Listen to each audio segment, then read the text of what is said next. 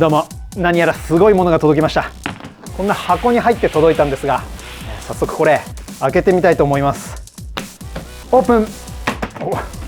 中身はこんな感じですね。説明書でもってこっちが本体です。何やら厳重に梱包されてますが、ちょっとこれ解いてみましょう。いでよ。おお焼きました。いや、すげえなこれ。うわ、これが何かと言いますと、ズバリアシストスーツです。すげえこれこれもう映画に出てくるやつですね。こう背負って装着するタイプのものなんですけれど、ハリウッド映画とかに出てきそうな作業するときにこの動作をこうアシストしてくれるっていう、そういうアイテムです。筋肉の代わりに作業する時のこの動作を支えてくれるんで、パワードスーツって呼ばれたりもするやつです。自分SF 映画大好きで、ニール・ブロムカンプっていう監督のエリジウムっていう作品がありまして、マット・デーモン演じるマックスっていう主人公がですね、映画の途中でこういうスーツを着て、奮闘するっていう、そういった SF 映画なんですけど、まさしくマックスが着てるパワードスーツですね。いや、すごいですね。もう近未来というか、本当にあの映画の小道具なんじゃないかぐらい。デザインもなんかめちゃくちゃ洗練されててかっこいいですね。そのエリジウムっていう作品がですね、なんか結構日本推しで、作中の中でもなんか日本っぽいデザインのものが結構出てきたりするんですけど、ハイテク手裏剣とかなんかハイテク刀みたいなやつとかもこう出てくるんですけど、映画の終盤でもですね、これちょっとネタバレになっちゃうんであれなんですけど、日本っぽいデザインの建物が出てきたりするんですよ。でこのデザインもそういうなんか日本っぽい感じでちょっとかっこいいですよね。でこれ、説明書にもあるんですけど、これタスク AR2 っていうアシストスーツ、パワードスーツなんですけれど、これ株式会社大同さんっていうところが作ってて、この株式会社大同さんがですね、日本のメーカーなんですよ。この日本のメーカーさんが作ってるっていうのがまたいいですよね。さらにエリジウムっぽいと言いますか。これそもそもなんで自分これを知ったかというと、ネットツイッターかなんかかな、X ですね、あれでエリジウムっぽいパワードスーツが本当にあるよっていう記事かなんかを見て、ずっとこれ気になってたんですよ。なので今回これレンタルしたものになります。このタスク AR2 がですね、主にこの上向きの作業をこう支えてくれる、助けてくれるっていう、そういうスーツらしいです。今回ちょっとブドウの剪定作業がありまして、結構広い範囲なので、これちょっといいんじゃないかなと思って、今回レンタルしてみたっていうところですね。はい、ということで、早速これ、ちょっとセッティングがあるのでそれやってから、作業に使ってみたいと思います。これ装着とあとこの縫うのも意外とやりやすいですね。一人でも今普通にこう背負えちゃったぐらい。これ AR2 っていうぐらいなんで AR1 もあったんですかね。それの2世代目みたいな、そういう位置づけでしょうか。作りもですね、なんかめちゃくちゃかっこいいです。本当に映画の小道具みたいな、このカーボンっぽい素材の軽量で、かつ剛性のある、そういった、この外骨格といいますか、そういった作りをしてます。見てください、この機構もなんかすごいですよね。細かいところがですね、なんかやたらとデザインがかっこいいんですよ。自分いろいろこのパワードスーツ調べたんですけど、このタスク AR2 はですね、ずば抜けてデザインがかっこよかったです。はい。自分がエリジウム好きっていうのもあるかもしれないんですけど、そのバイアス抜きにしてもなんかデザイン秀逸だなって思いました。はい。しかもですね、ここにオンオフってあるんですけど、これ何がすごいって電力を必要としないらしいんですよ。なんかバッテリー挿したりとか、なんかコードにつないだりみたいな、そういったものが必要ないらしくてですね、なんでそれを実現してるかというと、ちょっとこれ箱の中に、別でこういったものが入ってたんですけど、これスプリングですね。このガススプリングっていうものを、ここにこう装着して、これがパワーをアシストしてくれるっていう、そういった機構になっているようです。こっちも同じガススプリングがこう入ってて、こうよく見ると分かるんですけど、この4段階中、これは3で、これ4段階中これは4みたいな、こっちは1と2なんですけど、これを組み合わせて装着して、このアシスト具合、この4段階でいうこの4が一番アシストが強いのかな。ちょっとこれ先にこれつけてみますか。これを装着してこのアシスト具合をこう調整するっていう、そういう仕組みらしいです。はい。ってことでまずこの4ですね。4の一番強いスプリングやってみますか。ガススプリングの取り付け手順、まずはスイッチをオンにしてください。オン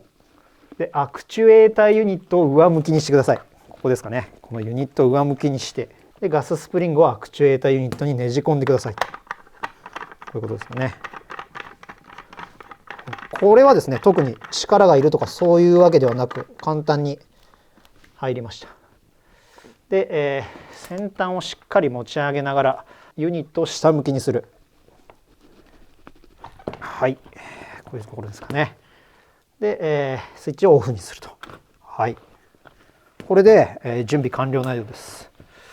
で反対側も同じようにオンで上にしてこんな感じですかね。でオフにすると。これでこのスプリングの取り付けは完了だそうです。これ強すぎたり弱かったりする場合はこれですね、これを取り替えて調整するようです。これを取り付けるっていうのがもうかっこいいですよね。これ開発した人絶対エリジウム見てると思う。もう一箇所調節できるところがあるらしくてですね、それがここですね。ここをこんな感じで、いいですね。これキャンプのポールみたいな押してこう縮められるやつですね。ここもこう、8段階調節できるようになっていると。この骨盤の突起部からこの肩、この長さを測った時に、それぞれ1から8の、この数値ですね、自分に合ったようにこう調節するっていうふうに書いてあります。ここからこの辺り、48、自分の場合は5ですね。ということで準備ができたのでもう一回着てみますか。でここにこう腕を通してと、青いところを引っ張るんですかね。普通に着れる、セルフで装着できます。体硬い人はちょっと厳しいかもしれないんですけど、2人がかりでやった方がいいかもしれないんですけど、自分体硬い方なんですよ。なのに今こうできちゃってるんで、でもってバックルを締めると、こっちも締めて調節するっていう感じですね。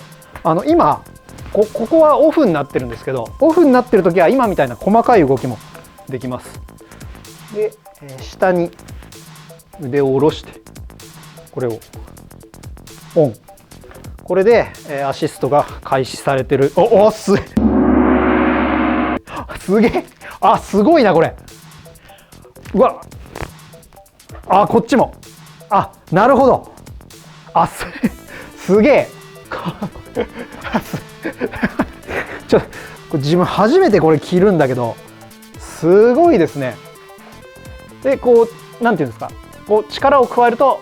ストンとこう落ちるって感じですね。こっちもこれ強いのかな、ビヨンでビヨンってなっちゃう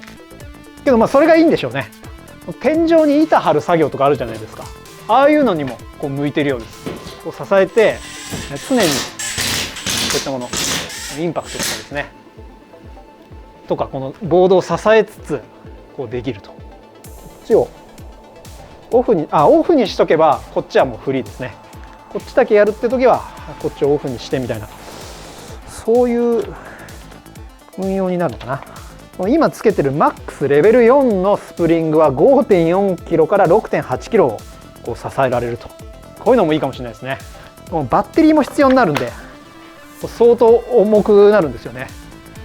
やっぱしんどいんですよ。この今アシストオフでやってるんですけど、こういう作業とかですね。ただこれをこのオンオフしやすいのいいですね。これやればでも全然違うかも。こう支えてこう作業できるっていう、そういうところですね。こう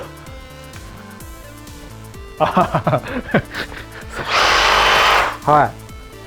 い、ちょっとこのレシプロソは重いんですけど、こういうことですね。いやすごい、めっちゃ支えてくれるじゃん。これめちゃくちゃ重いですからね、このレシプロソっていうのは。これ腕の力だけではこんなに支えてられないです、自分の力では。下から人がこうなんか両手で支えてくれてるというか、こんな感じですね。こう支えてくれてる感じです。はい、ただちょっと今回やるのは剪定作業なので、ここまで重いものじゃないんで、この4番だとちょっと強すぎるかな。ハサミやるたびにアッパーカットみたいになっちゃうんで、2だな。ちょっと2でやってみますか。はい、ちょっと2番に取り替えてやってみます。うちではですね、メインで使ってるのがこのマキタのこの剪定バサミ、これと太い枝をやるときはこのミルウォーキーの剪定バサミですね。主にこの2種類をこう使ってやってるんですけど、まずはこの軽い方、これでこうやりながら、このミルウォーキーの方が切断のこうパワーもあるんで作業が早いんですよ。これ2つこうやっていってみたいと思います。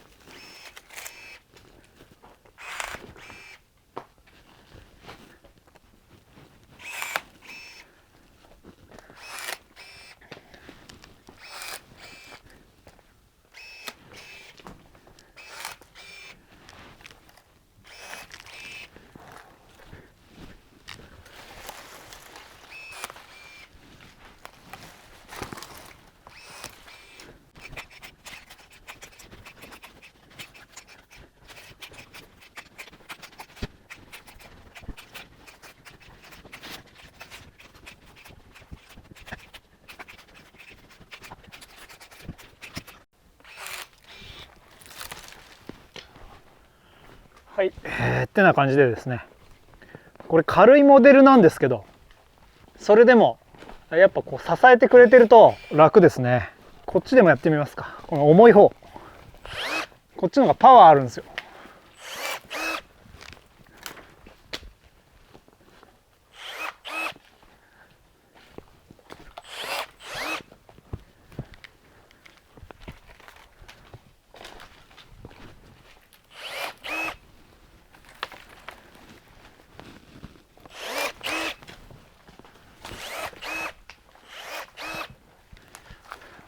これも結構支えてくれますね。ただこの重い方はさっきの4番でも良かったかもしれないです。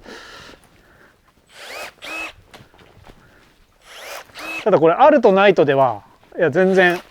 このある方が重さはかなり分散されますね。この動作も結構やりやすいし、てか何よりこの左手が楽ですね。剪定する時ってどうしてもやっぱ支えながらこう切るっていう感じなんで、こっちの左手も楽なんですよ。それが一番いいかもしれない。なんか左手って常にこんな感じで探し回ってるというか、伸ばしてるっていうか、こう上げてる必要があるんですけど、これがめちゃくちゃ楽です。こっちも楽なんですけど、個人的にはこの支える手の方、これいいですね。これもしかしたら左右同じスプリングじゃなくてパワー別々のやつをつけといて、こっちはちょっと弱めでこっち強めみたいな、そういう組み合わせでやるのもありかもしれないです。動きをこうそこまで損なうことなく作業できますね。はい、これは新感覚だわ。これもともとここ父がやってるブドウ畑なんですけど、父がですね、このなんか腕支えるなんかいいもんないかっていうところからこの探すのがスタートしたところだったんで、これ父にも装着してもらって実際にこれやってもらおうと思います。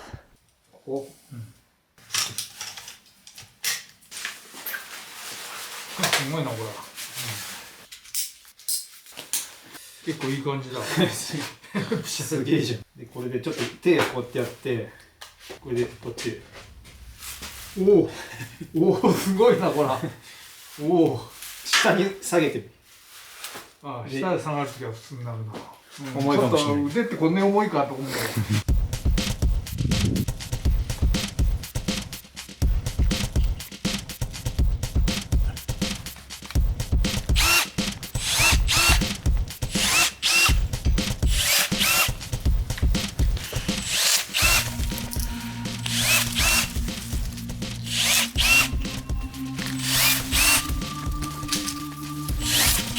どう？いやいいわ初めてとしてら軽いな。うん、そう重くはないんだよ。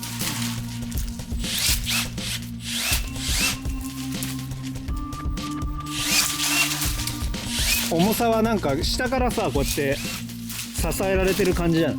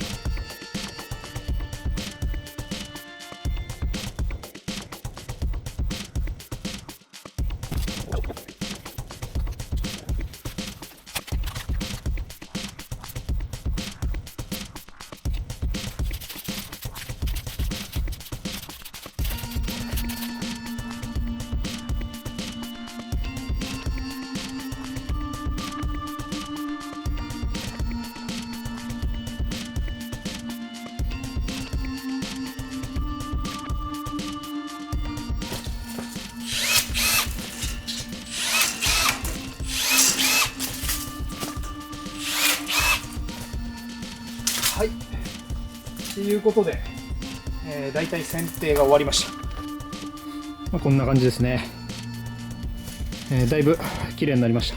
前半は父がこのアシストスーツこれつけて、後半は自分がつけてやりました。自分はですねこの重い方をやってたんですけど、1回休憩入れて、バーッとやって全部終わっちゃいました。はい。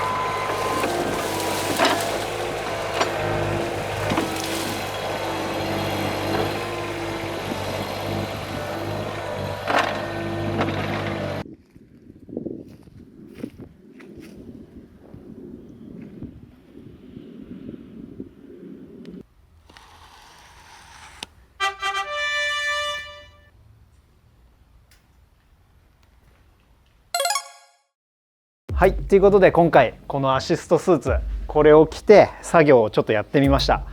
これ使ってみて良かった点とここかなと思った点、それぞれ挙げていきたいと思います。まず良かった点、これしっかりアシストしてくれます。特にこの上をこう向いたりする作業ですね、そういった時にこの腕をですね下からこう支えてくれるような感じでこうしっかりアシストしてくれます。今回ブドウの剪定をやったんですけど、このブドウの剪定用の電動の剪定バサミですね、これを持つ時にかなりこうアシストしてくれたので、自分の力でこの工具を支えるよりもはるかに楽な力でこう作業をやってあげることができました。で個人的にはですね、今回剪定バサミ使った時にこっちの手もそうなんですけど、こっちの手が特にアシストされて楽でしたね。枝を剪定する時にこう支えるっていうのもそうなんですけど、この切った後の枝をこう引きずり出す時とかもですね、この上にこう上げるので、その時に自分でいうこの左手の方です、こっちのアシストがすごい効いてるなっていうふうに実感しました。あとはですね、これ電力を必要としないっていうところなんですよ。ガススプリングの力でこうアシストするので、コードとかも必要ないと。作業前に充電が切れて今日動かせないわみたいな、そういうことがないんで、これは本当にすごい画期的なシステムだなと思いました。でそれにちょっと付随してなんですけど、この操作がめちゃくちゃ簡単です。このオンオフ、すぐに切り替えられるので、こんな感じですね。はい。で今回はですね、父にこれ装着した時に、これ左右別々のこのアシスト力がいいっていうんで、こっちが確か3かな、でこっちが4と、別々のこのスプリングを入れることによって左右別々のアシストをこうしてあげることができるっていうのも良かったですね。あとはこのスプリングを交換するのも簡単でしたね。ここをオンにして上に上げて、ただこうねじ込むだけで用意できるんで、そのあたりも説明書見てやれば本当に一瞬でこう変えられるので、それも良かったですね。一番自分は懸念してたのが、使わない時すごい動きづらいんじゃないかと思ってたんですよ。ただですね、見てて分かったかもしれないんですけど、結構こう自由に動けるんですよ。はい、こんな感じですね。本当に映画のマット・デイモンみたいな感じで縦横無尽に意外と動けるっていうところで、動きやすいのも良かったです。であとは装着もですね、2人がかりで絶対やんないといけないのかなと思いきや、1人でも全然切れたので、ちょっと四十肩やってる人とかは厳しいかもしれないんですけど、よっぽど肩がやられてない限り結構1人でもこれ切れると思います。はい、それもすごい良かったですね。もっと複雑なものかなと思ってたんですけど、見た目以上にシンプルにできてて、なおかつなんかかなり頑丈そうな感じですね。こういったパーツの接続部分もですね、かなり剛性が高いといいますか、頑丈そうだなっていう印象はあります。今回使ってて不具合は1回も出なかったです。あとはですね、このタスク AR2 に関しては見た目が、個人的になんですけど、見た目がめちゃくちゃかっこいいと思います。はい、これを着てそれっぽい服装を着て最後に坊主にしてイベントなんかに行ったら、これエリジウムのコスプレだなって思われるかもしれません。はいそれぐらい自分はこのデザインめちゃくちゃ気に入ってます。なのでこれ着ててすごいテンションが上がると言いますか、今ちょっと冗談っぽく言ったんですけど、このテンションが上がるっていうのはこういう作業する時に結構大事な要素かなと思ってて、こういう見た目もですね、ダサいものよりはかっこいいものを身につけてた方が個人的にはこの気持ち的にいいんじゃないかなといつも思ってるんですよ。っていうところで、このデザインのかっこよさも個人的にはすごいいいなと思いました。はい、でこれ使ってみてここかなと思った点も挙げておきたいんですけど、まずはですね、そんなにこれ軽くはないんですよ。重くもないんですけど、確実に何もつけてないよりは絶対重くなっちゃうっていうところで、動きづらくはなります。あとはですね、これ1人でも装着できるとは言ったんですけど、さっき言った四十肩やってる方とか、この肩周りの関節が硬いとか、ちょっとこう動かすと痛いよっていう方に関しては2人がかりでこう装着してもらった方がいいかもしれないです。こうかけて腕通す時に、ここにちょっと力がこう加わる感じなので、その点はちょっと注意ですかね。あとはですね、この力なんですけど、このアシストのもうちょっと強いモードがあればいいかなっていうふうには思いましたね。っていうのも今回は剪定バサミだったんですけど、こういった重いものですね、これをこう支える時にはもうちょっとアシスト欲しいなって思う、そういう場面はちょっとありましたね。なのでこういっためちゃくちゃ重いものをアシストするものっていうよりは、こういった剪定バサミとかこういったインパクトですね、